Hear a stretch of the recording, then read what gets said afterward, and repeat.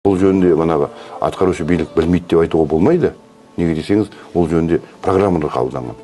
2019 жылы 31 желтоқсанда манағы жол инфрақұрылымдарын дамыту жөнінде 2020-дан 25-ге дейін 5 жылға программа қабылданып, 6 триллион ақша бөлінген екен. Бірақ та не себептен екені белгісіз, кешегі сауалымда сол сұрақты қойдық. 2 жылдан кейін 2022 жылы 31 желтоқсанда қайтадан ол бағдарламаны тоқтатып, басқа бағдарлама құрған. 2030 жылға дейін даму бағдарламасының тұжырымдамасын қабылдаған. Енді ол жөнінде де беймәлім, ешқандай хабар да жоқ, ешқандай жерде жазылмағанда бәрі іздеп қойдық. Басы бар, аяғы жоқ, не есек өледі, не бай өледі деген бағдарлама болып тұр ғой сонда бұл.